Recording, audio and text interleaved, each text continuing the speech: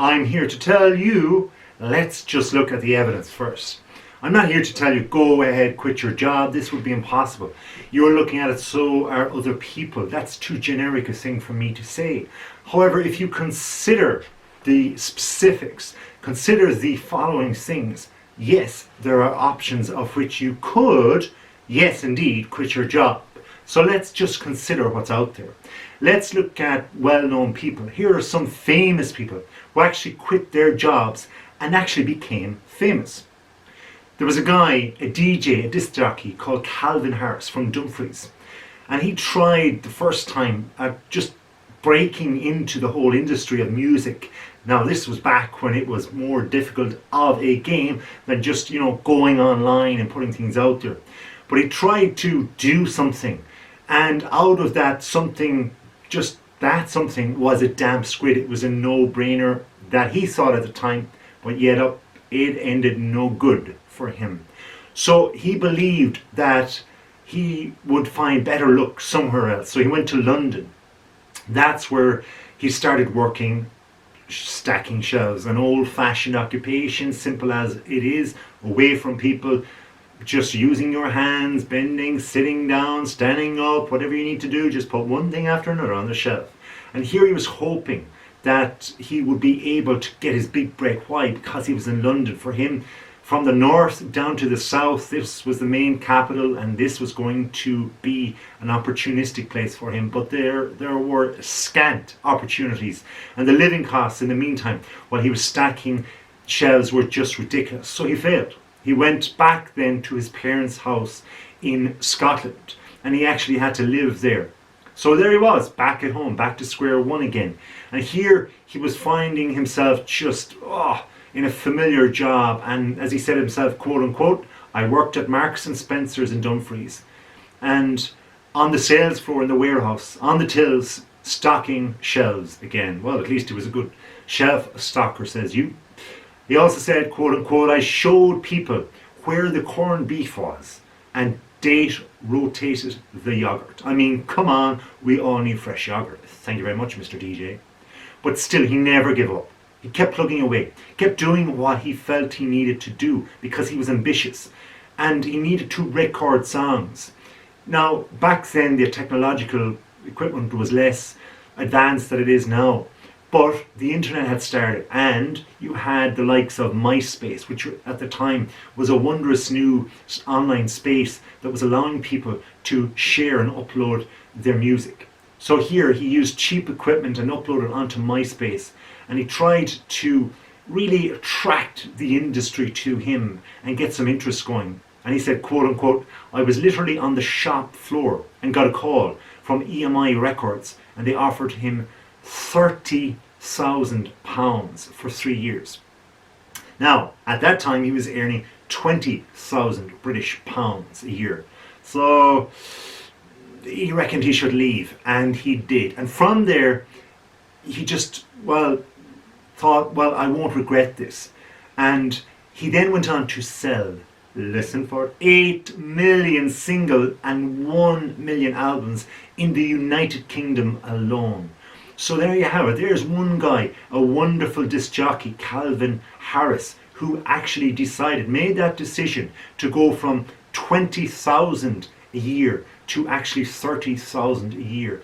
A little bit of a chance because it was only a 3-year contract. And remember, even though he was just stacking shelves, at least there was continuity in his work from when he went to London to Dumfries, from Dumfries to London in the first place and back again, even though he had lived in his parents' house. There was that continuity. And for your resume, for your curriculum vitae, as we know, a lot of employers, they love that continuity. And he was doing that consistent job, which he was pretty good at. But he had ambition boiling inside of him, so he needed to take that chance. Or was it a chance? Was it an educated opinion? Is 30,000 a year for a 3-year contract, doing what you love doing, getting into the industry after you failed already, might I add, is that a better choice than 20,000 a year at what he knew how to do and could probably do it in his sleep? That is the question. Now we know his answer and the millions that he actually earned, and then became one of the world's highest paid DJs for 3 years from 2013, 14 and 15, and he was worth $63 million, baby. I'll have it, a ticket to the bank, thank you very much. Another wonderful person who became big and needs little, if any, introduction to the world of music non-stop is Madonna. Now, believe it or not, Madonna was not always a success. You see, she too was in a 9-to-5 job, grinding away, just like Harris. And it was her that basically wanted to leave to do something different. But she was doing this 9-to-5 job well before she was considered the queen of pop music. And she got a talented student scholarship here at the University of Michigan School of Music, Dance and Theatre. By 1978, way back in the day, she'd grown tired of just studying and she just quit. She just went, that's it, I'm done. Zap, gone. And she went to pursue her dreams because she felt stardom beckoned her.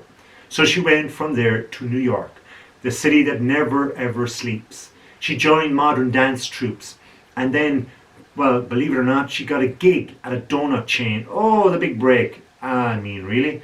Break maybe for the cops to have a donut, but not for Madonna as it was. Because according to her, she was fired when it was decided to squirt jelly on the donuts all over the customers instead. So squirt, squirt, you can see where this is heading. You got your P45 coming out the door. She changed those food servicing experience though, and she had her first band right off the back of that. So there you go, there's a desperate situation. And what happened? She had the Breakfast Club. And although both jobs that she had prior to this were little kind of footnotes with what was to come next, she then kicked on and had her solo act. And then from there it became the famous pop star that she, well, is right now, and even in the annals, the greats of pop star mania, the history of it all. And she made it into the Guinness World Records, the biggest selling female artist of all time. I kid you not. So like a virgin, as she said herself, she did not take no for an answer. She grinded out, left a job, and there is where she went. So you can leave too, whether you're male, whether you're female, whether you're in one place or another. You can leave and you can just try something else. I don't know what you have going on right now, but if you just weigh up your money, what you're earning, as opposed to your actual earnings you could be getting, and be realistic. Whatever your dream is, you've got to be realistic, because from there you can then pursue exactly what you want to do.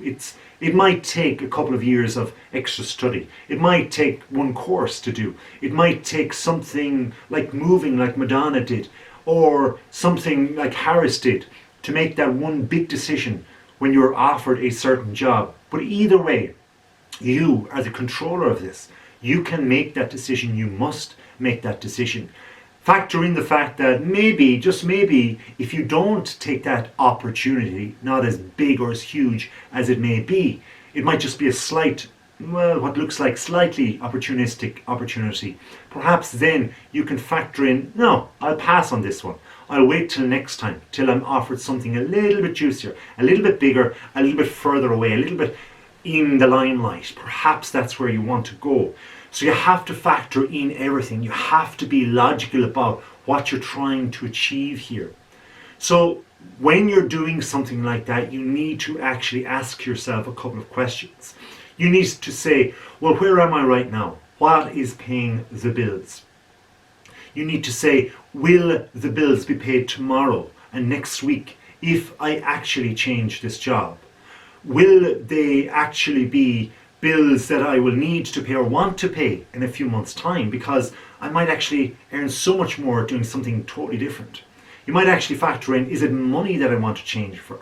If you are trying to change for money, is that the best motivator to change? Yes, indeed, you might want to do something just entirely for money to give you a few months of a head start at things, to be able to use that money to then perhaps fulfill investing in a college degree or investing in further study that in time, in a year or two's time, will bring you to a further place, a better career, an overall path. Perhaps that's the way to go. You need to factor in, is this decision just for me? Or is it for other people around me? Look at my family, my friends.